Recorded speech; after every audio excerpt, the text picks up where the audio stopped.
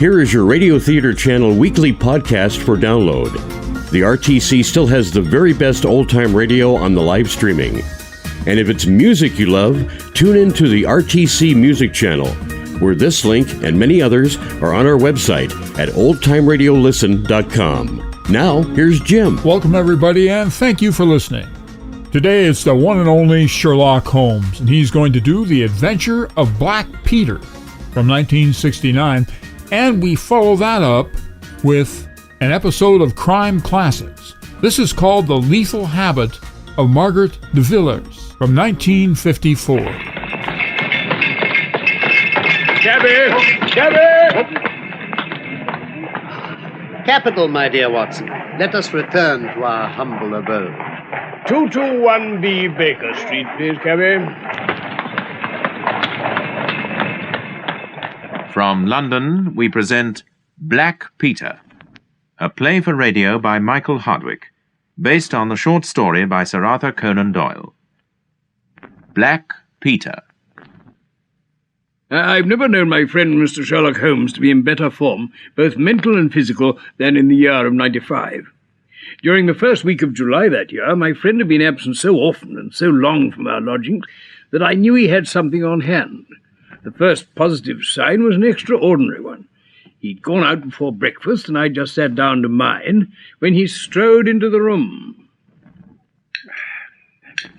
Ah, Watson, a very good day to you, my dear fellow. Morning, Holmes. There can be no question of the value of exercise before breakfast. Exercise, Holmes? You? And I returned with an excellent appetite. But I'm prepared to bet that you won't guess what form my exercise has taken. I won't attempt it. Great heavens, what on earth that you've got? It looks like some sort of spear thing. More coffee, Watson? No? Actually, it's a whaler's harpoon. And if you'd looked into the back of Allardyce the Butcher's a few minutes ago, you'd have seen a gentleman in his shirt sleeves stabbing furiously with this very weapon at a dead pig. Oh, really, Holmes? No need to ask if that gentleman was you, I suppose. I was that energetic person. And I've satisfied myself that by no exertion of my strength can I transfix a pig with a single blow of the harpoon. Come in. Ah, Hopkins, come and take some breakfast with us. No, thank you, Mr. Holmes. I'll take a cup of coffee, if you please. Morning, Dr. Watson. Morning to you, Inspector. I spent the night in town. I came up yesterday to report back at the yard. And what had you to report, Hopkins? Failure, Mr. Holmes. Absolute failure. Dear me. I must look at the matter. Holmes, may I ask... I wish to heavens you would, Mr. Holmes. My first big chance, and I'm at my wit's end. Well, as it happens, I've read all the available evidence, including the report of the inquest, of course. By the way, what do you make of the tobacco pouch? Holmes? The pouch, sir? Well, his own. Had his initials on it. Yeah, but he had no pipe. Well, that's true. He didn't smoke. But he might have kept some tobacco for his friends. Holmes, if you don't mind... I only mention it because if I'd been handling the case, I should have been inclined to make that the starting point of my investigation. Wouldn't you agree, Watson? Oh, undoubtedly, Holmes. And now, if you wouldn't mind telling me what on earth you're talking about. Oh, dear me. Dear me, Hopkins, I was forgetting that my friend Dr. Watson knows nothing of this matter. Nothing, Holmes. And I myself should be none the worse for hearing the sequence of events once more. So just give us some short sketch of the essentials, will you? Very well, sir. Thank you. You see, Doctor, we've this dead man, Captain Peter Carey, 50 years of age, sealer and whaler. Commanded the sealer Sea Unicorn. Did very well. Retired 11 years ago. What? Well, he can't have been 40 then. 39. Travelled about for a few years, then bought a place near Forest Row in Sussex 6 years ago. Lived there with his wife and daughter aged about 20. 2 female servants, always changing, and you can't blame them. How so? Habitual drunkard. Perfect fiend when he had the fit on him. Been known to drive his wife and daughter out of doors in the middle of the night and flog them through the park. Great heavens. It appears, Watson, that he was known as Black Peter in his seafaring days. Suitable. A graphic description, it seems. Yeah, that's right, Doctor. Huge fellow with a great black beard. Anyway, he built himself a little wooden hut near his house, called it his cabin, all done up with maps and charts, picture of the Sea Unicorn, line of logbooks on a shelf, and so on. He slept there every night. Well, last Tuesday he seems to have been in one of his most dangerous moods. Roamed all over the house, drunk and savage, and the womenfolk kept right out of his way. Then he went off to his cabin for the night. About 2 a.m, his daughter was wakened by a terrible yell, but he used to bawl and shout half the night when he was in drink, so she did nothing about it. Next morning, one of the maids saw the cabin door open, but they were all so afraid of him they didn't venture near till midday. What did they find? Saw it for myself a few hours later, and I can tell you it gave even me a shake. The walls of that hut were like a slaughterhouse. Blood everywhere. And there, up against one wall, was Black Peter himself, pinned upright by a harpoon, right through his chest, like a beetle on a card. Now, tell my friend what you did next, Hopkins. Examined the floor and the ground outside. There were no footmarks. Meaning that you saw none. However, I understand from the inquest that there were some objects which you did not manage to overlook. Yes. The harpoon had been snatched down from a rack on the wall. 2 others remained there, with Sea Unicorn engraved on them. Carey was fully dressed, and there were 2 empty glasses and a bottle of rum on the table. So I deduced that the crime was done in a moment of fury by some drinking partner who grabbed the first weapon that came to hand. Sounds plausible enough to me, Inspector. Yes, I think both inferences are permissible. Tell me, Hopkins, was there any other spirit but rum in the room? A tantalus full of brandy and whisky on the sea chest, but I don't Then see... let us hear some more about the things you believe do bear on the case. The tobacco pouch. Oh, here, Dr. Watson, if you'd care to see it. Oh, thank you. Some straight-haired skin, sealskin, I suppose. Leather thong to fasten it, initials PC on the flap, and about half an ounce of very strong tobacco in it. Ship's plug, I should say. Excellent, Watson. What more, Hopkins? This notebook. I found it on the hut floor. Owner's initials JHN and the date 1883 inside the front cover. Several pages of numbers, mention of Argentine, Costa Rica, and San Paulo, and some other fellow's initials, CPR. And what do you make of those? Oh, Stock Exchange Securities. JHN, the initials of a broker. CPR, those of his client. By name, Canadian Pacific Railway, no doubt. Eh? CPR. Well, that makes a mug of me, all right. Yeah. Well, then, JHN are the only initials we have to worry about.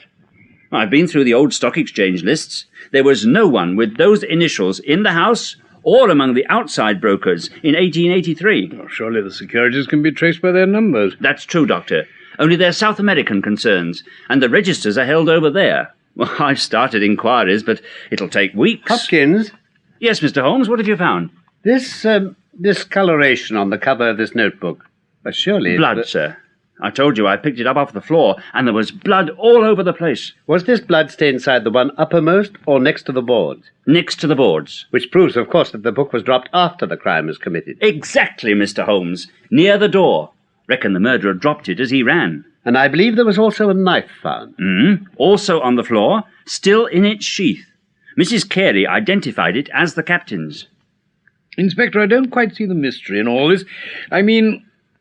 couldn't it be a simple case of intended robbery in which the thief was surprised by Captain Carey? So he murdered him and made off?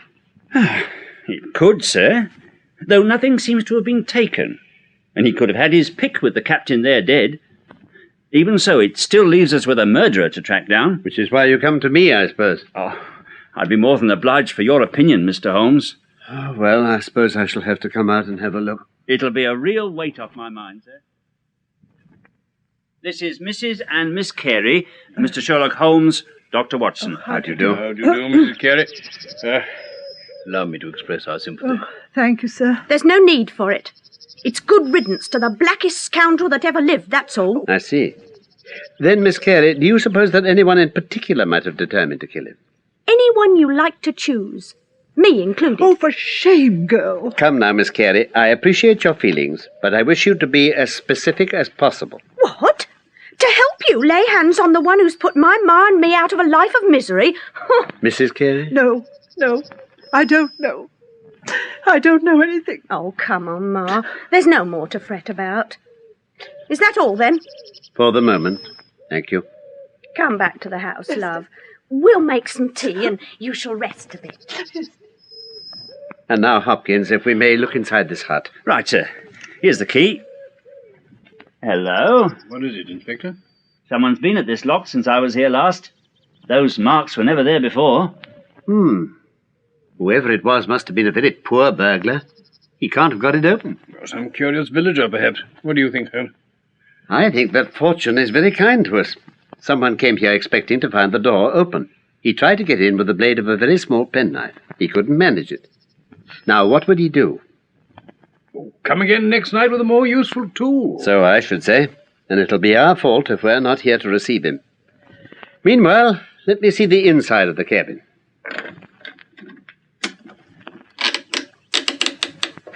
There you are, sir.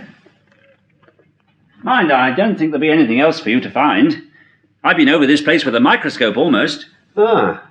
Have you removed anything from this shelf in the course of your search? Nothing, sir. Something's been taken. Eh? There's less dust in this corner of the shelf than elsewhere. It may have been a book lying on its side. It may have been a box. So let us see what else your microscope has failed to reveal, Hopkins. And then, Watson, we'll enjoy a walk in these beautiful woods and all meet at 11 o'clock to hide in those fine bushes outside and see if we can come to closer quarters with the gentleman who wished to visit this place last night.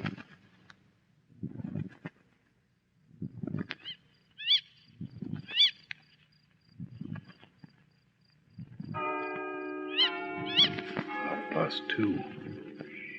I tell you, it was probably just some curiosity monger. He won't come again. Just the same, we must wait and see. Listen. We've not waited in vain. I can just see him by the hut. Working on the lock. Let's hope he's more successful tonight. Ah, he is. Let's pay him a visit, then. No, wait. See if he'll oblige us with some illumination first. You see? He's lit a candle. Now then, gentlemen. Stay still there, or it'll be the worse for you. Who are you? I'm the police, that's who I am. You think I'm connected with the death of Captain Peter Carey, I suppose, don't you? We'll see about that. Let's have your name first, young fellow. It's Nelligan. John Hopley Nelligan. But I swear I'd nothing to do with the murder. John Hopley Nelligan. What are you doing here, then? I only want to prevent an old scandal gaining a new lease of life. Did you ever hear of Dawson and Nelligan? The West Country bankers? That's right. They failed for $500,000, Hopkins, ruined half the county families of Cornwall, and Nelligan disappeared. Well, then? Nelligan was my father. I was only 10 at the time, but old enough to feel the shame of it. It has always been said that my father stole all the securities and fled. It isn't true. He believed that if he were given time to realize them, every creditor would be paid in full. He started in his little yacht for Norway, leaving my mother a list of the securities he'd taken, and swearing he'd come back with his honor cleared. And did he? No. Huh. Both the yacht and he vanished utterly. We believed, my mother and I, that he and it and the securities he'd taken were at the bottom of the sea. Yet, some time ago, a faithful friend who's a businessman discovered that some of the securities had reappeared on the London market. I spent months trying to trace them, and at last I found that the original seller had been Captain Peter Carey. You say this is the truth? It is, all of it. I made inquiries about Carey, and found he'd been in command of a whaler which was due to return from Arctic waters, just at the time my father was crossing to Norway. There were many storms that autumn, and my father's yacht may well have been blown to the north and met by Carey's ship. Mr. Nelligan, what brought you here in this clandestine manner? I read of Carey's death. The report stated that the contents of this cabin included the old logbooks of his ship, and I hurried here at once, hoping to get my hands on them and find entries for August 1883, the month in which my father met his fate. And this book you were looking in when we found you, is it the one? It should have been. Should have? I'd barely got it open before you came in, but it only took a glance to see that all the pages for August 1883 are missing, ripped out. See for yourself. So, is that all? Yes. And you swear you've never been inside this hut before now? That's the truth. Then how do you account for this notebook, bearing your initials, J.H.N., found lying in the dead man's blood when his body was discovered? Oh, it can't have been. I thought I'd lost it at my hotel. Well, here it is. And there's the bloodstain to prove where it was found. So I reckon you better save the rest of your talking for the courtroom. and just take a little walk with me down to the police station. Mr. Holmes. Yes, Inspector? I'm very much obliged to you and your friend in coming down to help me. Not at all, not at all. As it turns out, your presence wasn't necessary, and I'd have brought the case to a successful issue without you. All the same, I'm very grateful. Thank you, Inspector. You're too considerate. Oh, don't mention it, sir. And I hope we meet again before very long. Now, Nelligan, come along, and remember, I'll stand for no trouble on the way. You shan't have any, I promise. Oh, Holmes, I can see that you're not satisfied. Oh, yes, my dear Watson, I'm perfectly satisfied. But I'm disappointed in Stanley Hopkins. I'd hoped for better things from him. One should always look for a possible alternative and provide against it. It's the first rule of criminal investigation. What alternative is there here, then? The line of investigation which I myself have been pursuing. It may give nothing, I can't tell. But at least I shall follow it to the end. And where does it lead us now, Holmes? To 221B Baker Street, where I fancy we shall find certain letters awaiting me. Come along, my dear fellow. Aha, you see? And this is the very one. Excellent, Watson. The alternative develops. Just get a couple of telegraph forms, will you? Yeah. Over there. There you are. That's the idea. Thank you. Now then, here's the first one. Sumner, shipping agent, Ratcliffe Highway. Send 3 men on to arrive 10 tomorrow morning. Basil. Basil? Oh, did I never tell you? Captain Basil is my name in those parts. Now, the next one goes to Inspector Stanley Hopkins, 46 Lord Street, Brixton. Come breakfast tomorrow at 9:30. Important. Were, if unable to come, Sherlock Holmes. There, Watson. This infernal case has haunted my mind since long before Hopkins first came to consult me about it. I thought as much. But, Holmes, about that pig sticking... No, Watson. I hereby banish the whole matter completely from my presence. Tomorrow morning, I trust we shall hear the last of it forever. Splendid breakfast, Doctor. Mrs. Hudson's kidneys are always delicious. My word, my appetite was up this morning. Sharpened by success, no doubt. You may be right, No, I can't imagine a more complete case, eh, Mr. Holmes? Your explanation covers every point, then? Undoubtedly. I find that young Nelligan arrived at a hotel in Forest Row on the very day of the crime. Well, he went down to Carey's place that night, met the captain at the hut, quarrelled with him, killed him with the harpoon. Then, horrified by what he'd done, fled out of the hut, dropping the notebook, which he'd brought with him in order to question Carey about those different securities. After his flight, he didn't dare go near the hut again for some time, but at last forced himself to go there to obtain the information he needed. There. What could be more straightforward than that? I must admit that it has only one drawback, Hopkins. Well, some slight detail, maybe. And that is that it's intrinsically impossible. Eh? Tell me, have you ever tried to drive a harpoon through a body? Driver? Of course I haven't. My dear fellow, you must really pay attention to these details. My friend Watson will tell you that I spent a whole early morning in that exercise. Eh? That's so. Oh, the body was that of a dead pig. But I can assure you that although I'm stronger than most men, I couldn't achieve it. It requires an arm that is not only strong, but practiced. Now, do you imagine that this anemic youth was capable of it? Well... Is he the man who hobnobbed in rum and water with Black Peter in the dead of the night? No, Hopkins. It's another and more formidable person we must seek. Now see here, Mr. Holmes. You can't deny Nelligan was there that night. His notebook being found proves that. To persuade a jury, Holmes. Yes. And besides, I've laid hands on my man. But this one of yours, where is he? I rather fancy I hear him on the stair now. Eh? I think, Watson, you'd do well to keep your revolver where you can reach it. Yeah, very well, Holmes. Here we are. Put it in your pocket. Now, Watson, you'll find 3 men outside asking for Captain Basil. Captain Basil? Kindly show them in, one by one. All right, Holmes. Captain Basil? In here, my man. You others wait there. Name, please. Lancaster, sir. James Lancaster. Ah, I'm sorry, Lancaster. The berth has been filled. Sir. Here's half a sovereign for your trouble. Oh, much obliged, sir. Just step into this inside room and wait a few minutes, will you? Right. Right you are, sir.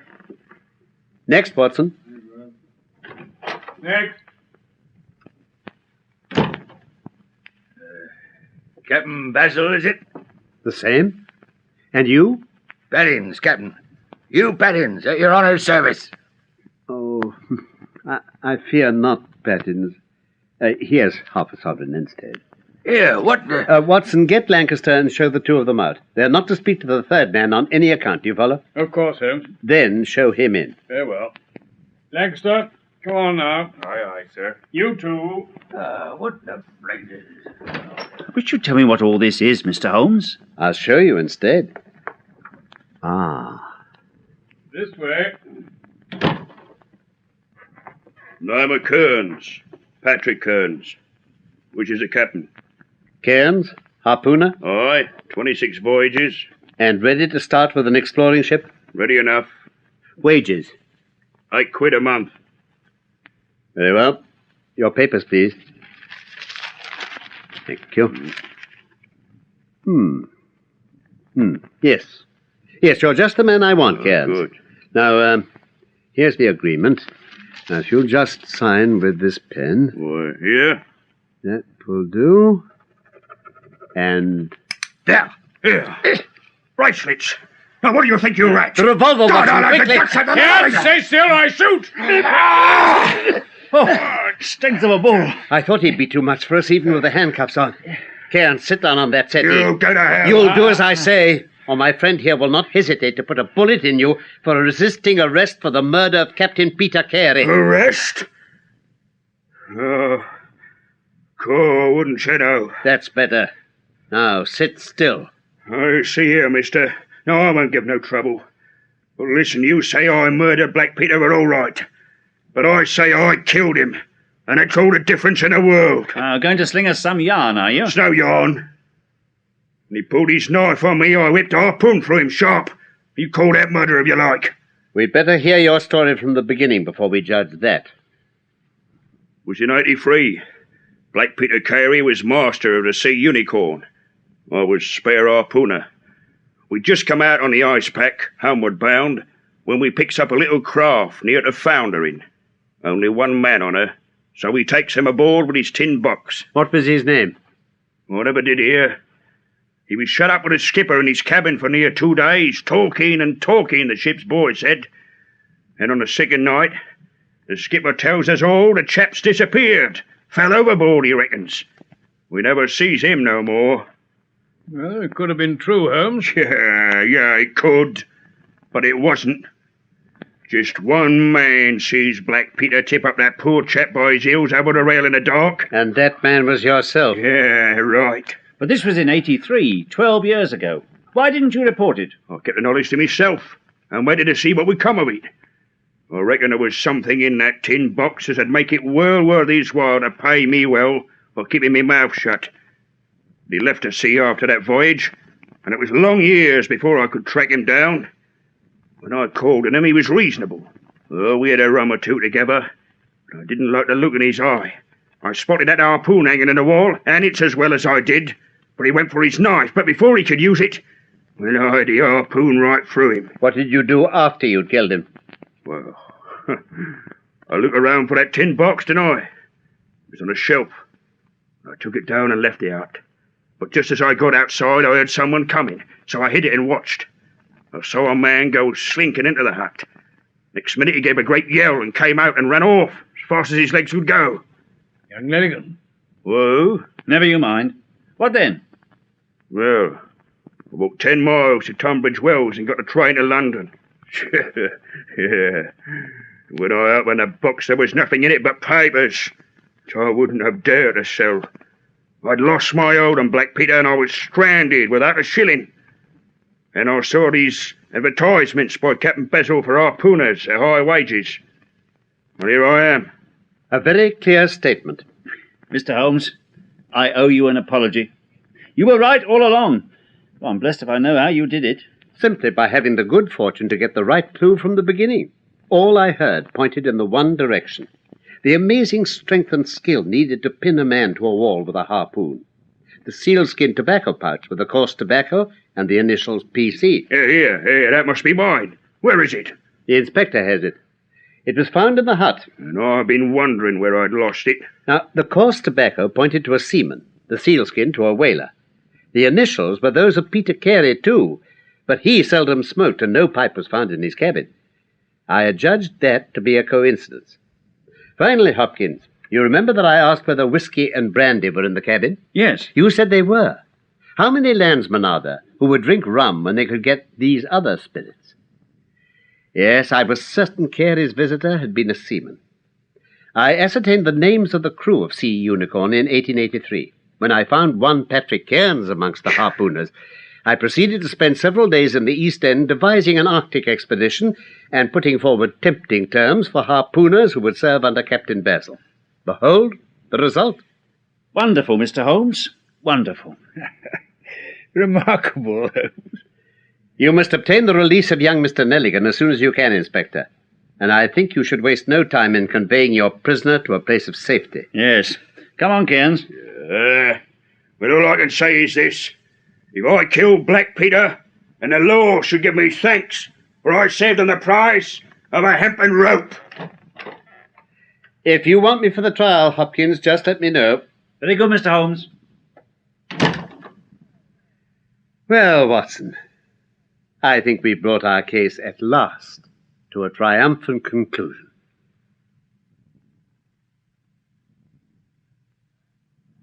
That was Black Peter by Michael Hardwick, based on the short story by Sir Arthur Conan Doyle. Sherlock Holmes was played by Carlton Hobbs, and Dr. Watson by Norman Shelley. Production for the BBC was by Graham Gould. Before our next show, let's drop in for a moment with Bob and Ray.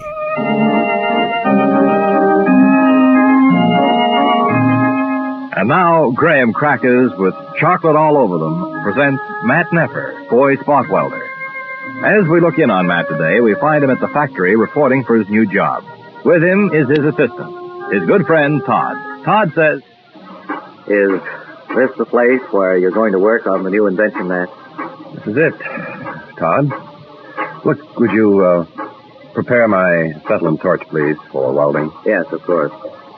Where will you be welding today, Matt?" "By that I mean, will you be welding in this part of the invention, or..." "Over here by the supply room, Todd." "Oh, yes. I was just asking you if you were going to be welding at that end of the invention or the other end." "The end nearest the door, way down there, Todd. I thought I'd get that done today. But... work my way back toward But it." isn't that the dangerous end?" "Yes, I'm afraid it is, Todd, but we might as well get the touchy things over with as quickly as possible." "Well, Matt, you have more nerves than I do. I wouldn't want to be working around anything atomic like this with an acetylene torch.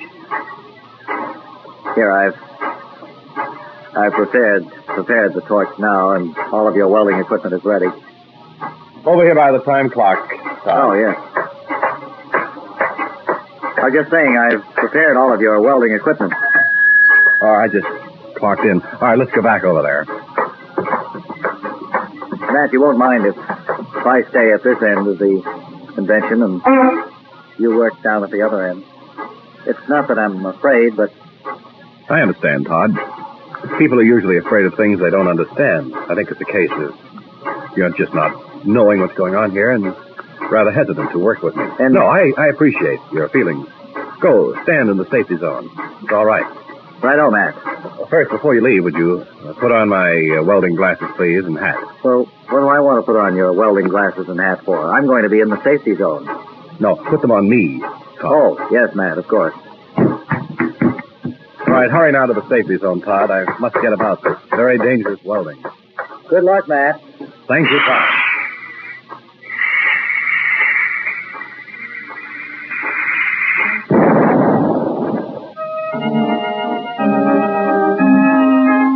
Matt Neffer, Boy Spot Welding King, is brought to you by Graham Crackers with chocolate all over them. Join us next time when you'll hear Matt say, "Up here, Todd, stuck to the ceiling," on Matt Neffer, Boy Spot Welder. Good evening. This is Crime Classics. I am Thomas Hyland with another true story of crime. Listen. Marie Magdalene, the Marquise de Brinvilliers, pouring corrosive sublimate in solution into a beaker. Add a pinch of lead arsenate. Sprinkle flour of quince. Heaping teaspoonful of calcium vitriol. Swish it around to make everything go into solution.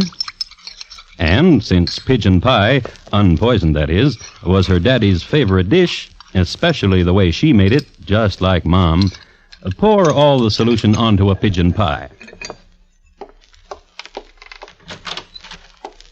Papa, pie. See how lovely. Tonight, my report to you on the lethal habit of the Marquise de Brinvilliers. Crime Classics, a series of true crime stories taken from the records and newspapers of every land, from every time. Your host each week, Mr. Thomas Hyland, connoisseur of crime, student of violence, and teller of murders. Now, once again, Mr. Thomas Hyland.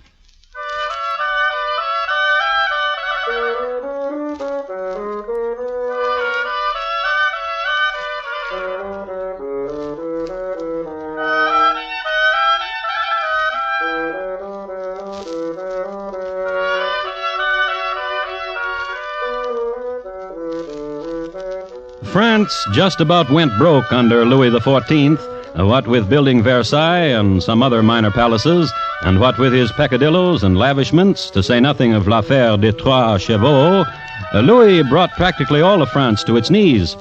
However, to be an aristocrat at this time was a very fine thing. Louis took care of his friends. If he couldn't get it for you, it couldn't be had. And one of his favorites, a fortunate man who had the run of the palace, was a marquis named Henri de Brinvilliers. One of his favorite rooms was the dueling chamber. His favorite sport du jour. Now guard yourself. Guard. Touché, you touched me. Did you like that defense, Godin? Oh, very much. I thought this new attack I learned would surely confound you. Oh, you are young. You get better all the time. Thank you. Another bout, Henri? Oh, no, enough now. I have an appointment in a little time. Oh? The Duke of Provence returned now from Africa. He brought Curé Godin. Yes. Will you join me? No, I'm sorry, but I cannot. Oh, it would be most amusing. I have an appointment with your wife. Oh, yes. Did she tell you? Yes, and I forgot. Godin, yes? Take some roses to her for me. Tell her I adore her. Tell her I'll meet her at Louis's party later. And for heaven's sake, not to wear that shepherdess thing she wears. Oh, she won't be able to meet you. Oh? I have an appointment with her for this evening, too. Oh. We're visiting the Dr. Muriac, who is discoursing on the philosophy of Aristotle. Oh, she'll enjoy that. Yes. Marie told me yesterday that the two of you had a salon at Paint-a-Plier and how much she enjoyed it. I only wish I had the time. Do not disturb yourself with the thought. I'm more than happy to accommodate the Marquise. Ah, good friend. Trust me always. Oh, I do.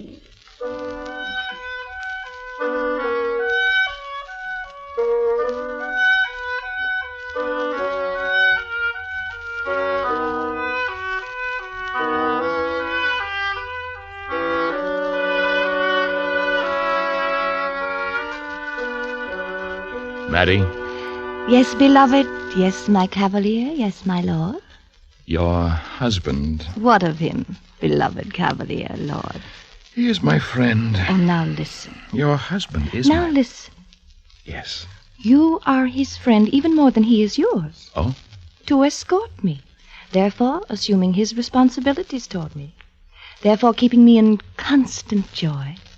Therefore, not calling him to task that he comes home no more. True. Even tonight he is at the Duke of Provence, examining curios from Africa. And other nights, curios, treasures. Then what you say is very true. You are a very good friend to him. True. However... What? This evening we're to visit Dr. Muriac. So I told your husband. Philosophies of Aristotle. Together we could learn a truth that Aristotle never dreamed of. Oh, Cavalier. Oh, beloved. Oh, yes, yes. Marie! Papa! Arrest that man. Your day has come, Gonin Sainte-Croix. As magistrate of Paris, I order these men to take you to the Bastille. Papa! But, sir, Your Honor, your daughter and I were just making ready to go to a lecture. Take him out. Dr. Muriac on Aristotle. Marie, wait for me. Oh. That will rid you of him, Marie. Remember, you are a marquise. You are a wife. And as long as I am your father, your marriage will be an honorable one. Papa! Papa!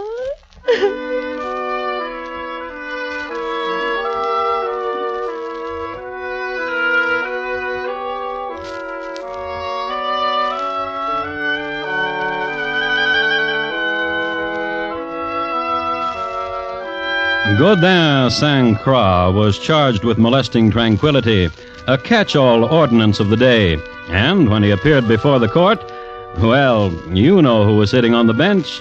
Papa, the Marquise's father.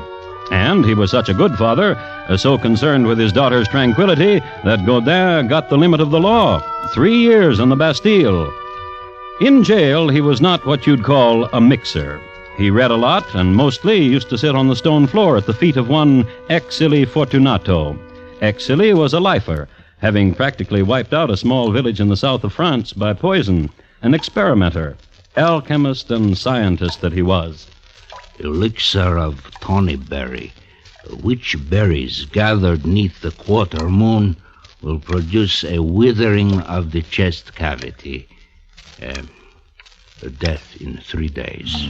I remember that one. Acid of sulfur, stirred into a broth of infernal stones and ladled gently into the ear.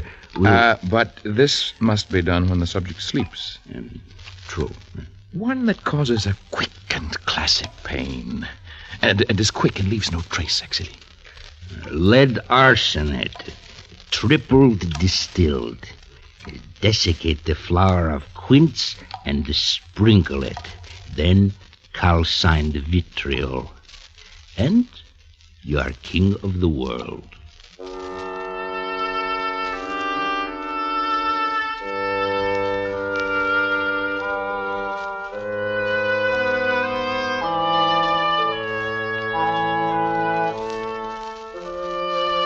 And it was that last one Godin remembered.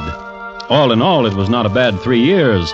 When Godin left the Bastille, he knew more about poisons than any man in France. It was a spring day when he was released, and Marie had waited. As a matter of fact, she greeted him when he walked from the darkness of prison into the sunlight of April. Godin! Godin! Beloved, beloved Cavalier. Oh, Godin.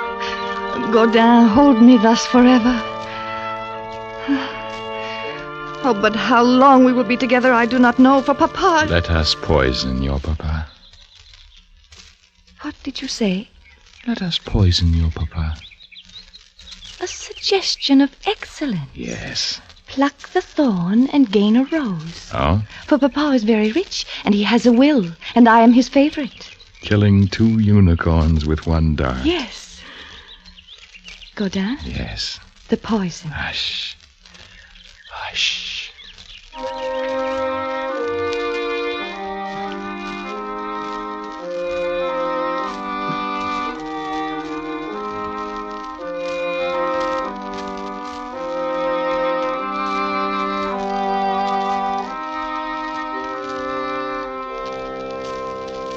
Mathilde? Yes, madame? Come here, Mathilde. Yes, madame. Yes, madame? The Chevalier Sainte-Croix wishes to give you something. Oh, yes, madame. Yes, monsieur. A sweet for a pretty serving girl. Oh, yes, monsieur. A triangle tart of honey and crushed poppy seeds. Take it. Take it, Mathilde. Yes, monsieur. Eat it, Mathilde. Yes, madame. Is it good? Yes, madame. Still good? Yes, madame. Well? Madame! What is it, Mathilde? I have a tingling feeling, as if my heart were being... Pricked with needles? Yes, monsieur. And a great wave of blackness. Here. I told you, Mary. And now my head, as if a sheet of red pain, like a terrible curtain, were descending. And... Beloved, is she dead? Quite. It works. The poison I concocted is deadly and quick. Oh, my thanks to you, Exili, there in the Bastille, for truly it is as you said. I feel as if I am king of the world. Command me. Command me.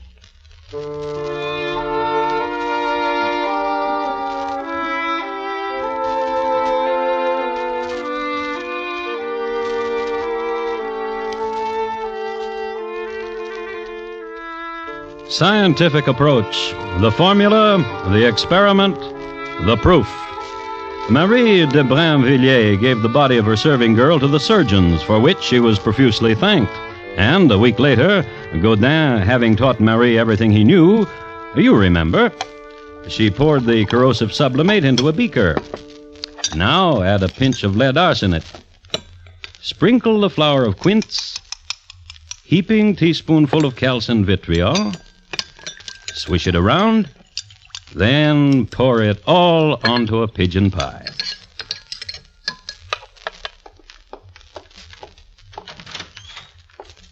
Papa, here is your pigeon pie. See how lovely it looks. Eat it, Papa. I want to. Is it good? Oh, yes. Still good? The best you've made. Well?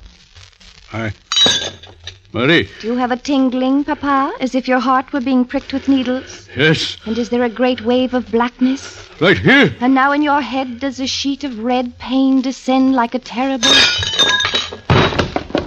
curtain?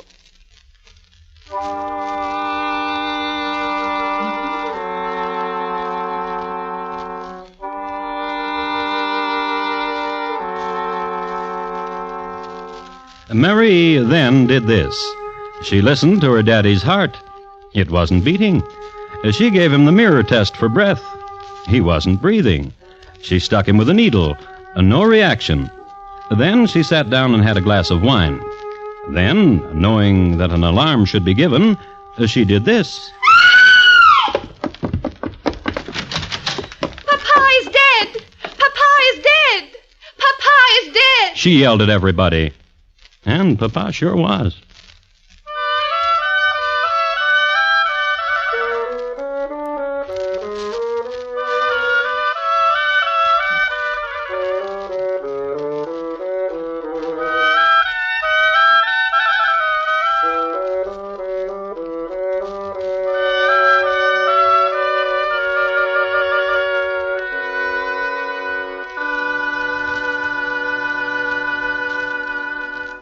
You are listening to Crime Classics and your host, Thomas Hyland. Another big weekend coming up. The lure of an extra day off is sure to bring out a flood tide of weekend drivers. A word of reminder to drivers and pedestrians alike, it's the peak traffic loads that cause most accidents. If you're going somewhere, leave early and take your time. Don't permit yourself to drive under rush conditions. Drive carefully holidays, all the days. Drive to survive.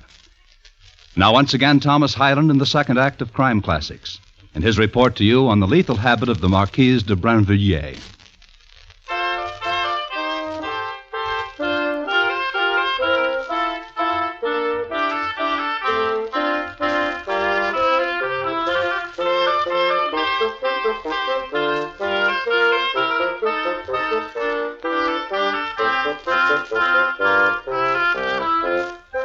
A few words about how a notable was buried in 17th century Paris.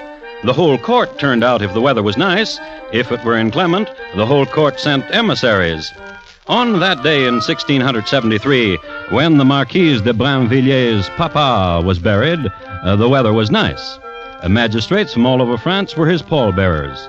Before his coffin, a court jester, attired in black, capered in solemn dance. Following the bier, ladies of the court and the ladies-in-waiting walked slowly, weeping. The courtiers came next, arrayed in black lace and black plume. Papa was buried in Sacred Heart Cemetery, an honored figure, revered, a colossus of justice. It's interesting to note that immediately after his coffin was lowered into the ground, an unknown young woman threw herself upon it and could not be dragged away. Only after she realized that she was being buried alive did she hold up her hand for help. Well, Papa got buried, and it was written on the records that his death was due to scalzi, a magistrate's malady. Doddering fool, the doctor. But a benefactor, love. Oh, smile, love. Lift your face to mine. Let me place a smile upon it. Come. No, I am not to be touched in this black mood. What can trouble you now that your papa is dead? What can... We've been tricked. How? Immediately he was dead, his man of law was summoned, and I had him read Papa's will. And? Papa left all his money to my brothers, to Jean and to Francois. To you? Nothing. Merely this, a scrap of paper. Read it. Woman who is untrue to her husband is untrue to herself. A woman who is untrue to herself will be untrue to her lover. A woman who is untrue to her lover is below the beast to be scorned. What does he mean, untrue to your lover? He was mad. I was in prison 3 years. My father was mad. Yes. Mary? Yes? What of your husband does he know of the will? He is in Italy. Etruscan curios. And do what I ask. Raise your face to mine. No. My love. No. I've no heart for it. That wealth to Jean and Francois. That wealth to a pair of unbright youths. A pair of loons and dullards who look upon jewels as baubles. Who look upon gold as something to exclaim over because it shines. Who look upon... Let us poison Jean-Francois. What? Let us poison Jean-Francois. A suggestion of excellence. Now lift your face to me. Yes.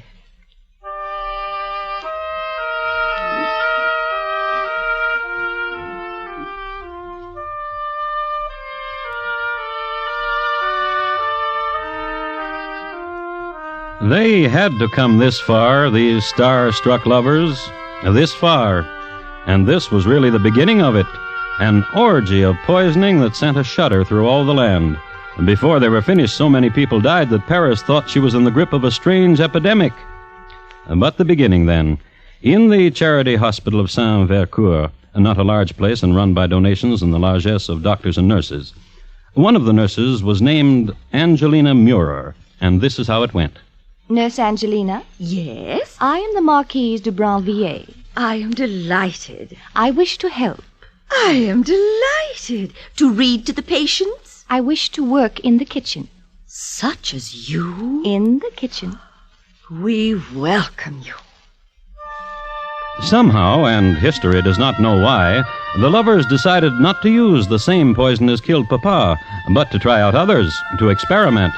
Somehow they were caught up in the idea of killing with powders and distillates. So Marie Magdalene de Brinvilliers went to work in the hospital kitchen. There she seasoned 3 dishes with her own condiments. A pudding, sprinkled with elixir of hashish and cinnamon. Another, a sauce, compounded of bismuth and strychnine and turpentine. And the third, a fruit drink, in which was dissolved a bit of opium, lye, and digitalis. And next day... So sad, Marquise. What is? 2 deaths. Who? Monsieur Gommier. So sad. I fed him a sauce yesterday, just yesterday. And Mademoiselle Leblanc. So sad. I made a delicious orangeade yesterday, just yesterday. She shriveled and died. And the youth, Emile Roger, languishes. So sad. I fed a pudding to him yesterday, just yesterday. He's turning a strange color, and he is dying. So sad. So sad.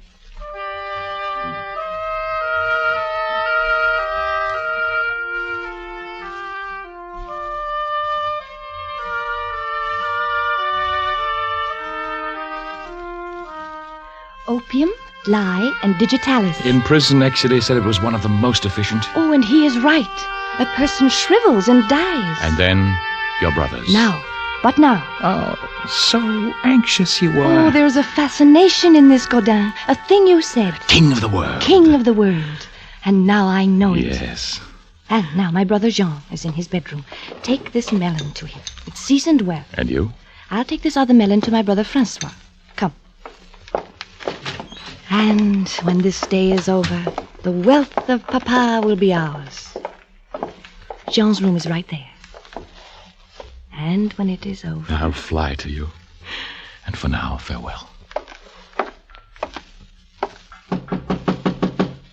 Come in. Ah, Godin. How pleasant to see you. And what have you there? A melon. Oh, I'll wager my sister sent it to me knowing how I love melon. Succulent. Sweet. Such a delicate flavor that fairly melts in the...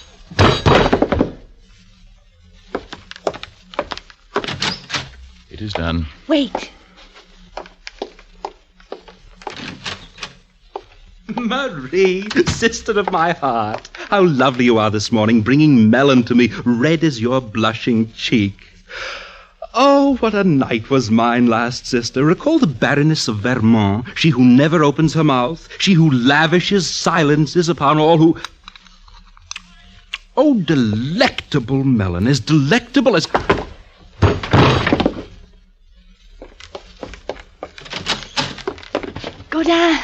Godin, beloved.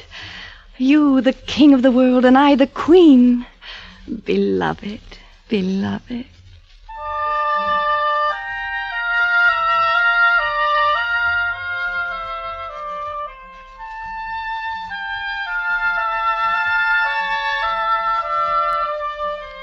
She liked it. It was an ecstasy. At first, Godin looked a bit askance at her enthusiasm, which more than matched his own.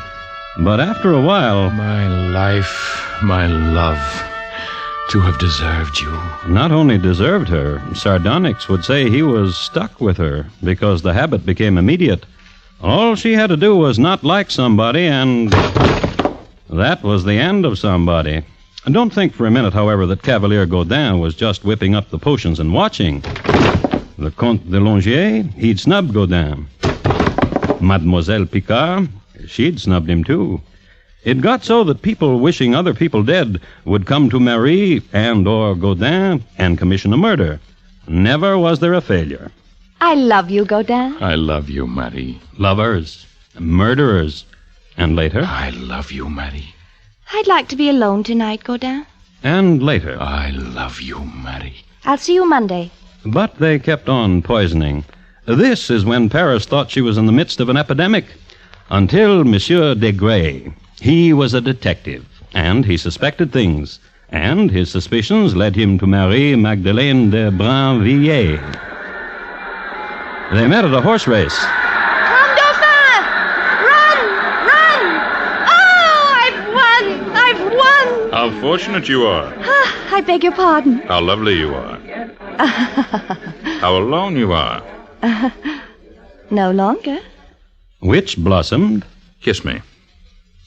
Now kiss me. And flowered. Pierre, Cavalier, beloved, my lord. Marie, Marie. Pierre, Yes? what do you do What do you mean? as a living? I'm a policeman. What? Policeman. Detective. Of what? Crimes. I see. Why do you frown? Oh, no matter. Then I have all your love? Yes. What if you're a husband? In Africa, finally. And I've heard What? there is a young man. You've heard? That his name is Godin Saint Croix. Marie, Yes. I must tell you my love for you is only half a love, as yours is for me. What are you saying? I cannot love you fully while this man exists. For as long as he lives, you must bear some love for him, therefore not all your love for me. Then what shall I do? I do not know. Dear Pierre, Yes. you wait here.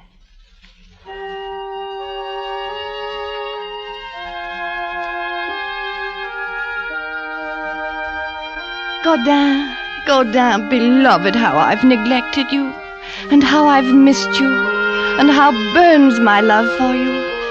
Quench this fire with your kisses. Oh, yes, and kiss me once again. And again.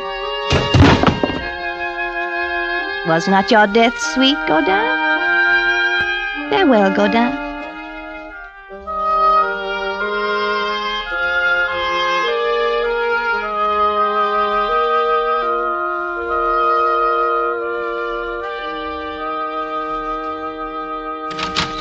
Pierre, beloved. Oh, no, don't kiss me. Wait. For what?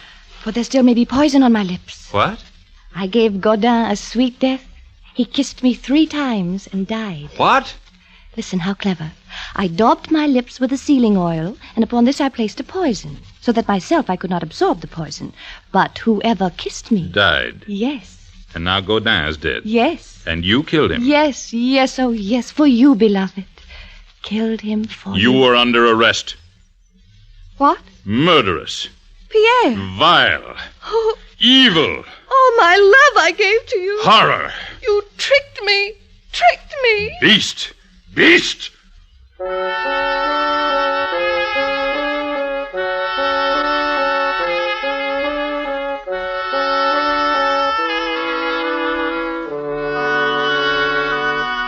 Marie Magdalene de Brinvilliers was tried and found guilty. She was sentenced to be garroted. In jail, she went mad, and while awaiting her execution, she had hallucinations that all the food had been poisoned. So she didn't touch anything. So she starved to death. Her husband, incidentally, never came back from Africa.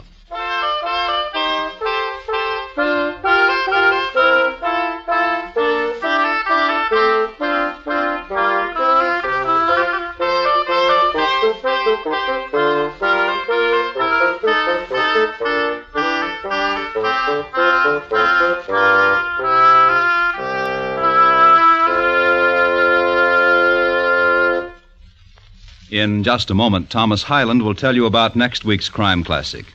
The Marquise de Brinvilliers, tonight's crime classic, was adapted from the original court reports and newspaper accounts by Morton Fine and David Friedkin.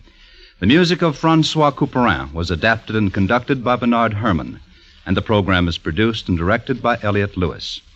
Thomas Hyland is portrayed on radio by Lou Merrill.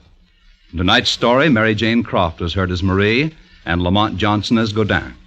Featured in the cast were Herb Butterfield, Joseph Kearns, Trude Marson, Irene Tedrow, Shep Mencken, and Barney Phillips. Bob Lamont speaking. And here again is Thomas Hyland. Next week, Northampton, Massachusetts, in the year 1815. It was usual then to get yourself executed in front of a good-sized audience. And for a murderer with stage fright, that was tough. Which is why next week's report is listed in my files as Mr. Jonathan Jewett, how most peculiarly he cheated the hangman. You've had your crime classics for this week, but still ahead tomorrow night on most of these CBS radio stations are a group of classics and comedy. Thursday nights, When You Meet Millie, starring Elena Verdugo, well-intentioned Millie Bronson and her mama try to help a neighbor in distress and get taken to the cleaners. Also tomorrow night, don't forget to meet Mr. McNutley, starring Ray Milland. Classics and comedy, Thursday night at the Star's address.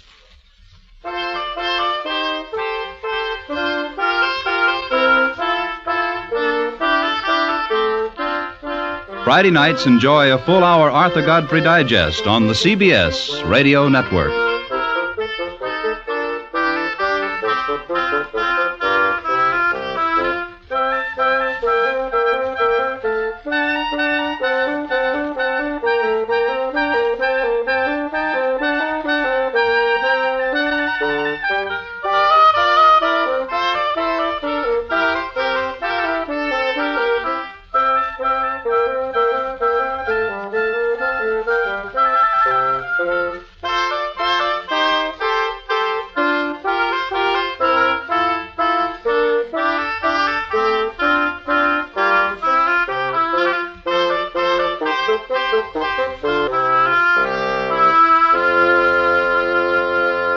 You have been listening to the Radio Theater Channel Weekly Download. Check out our continuous stream at www.otrlisten.com.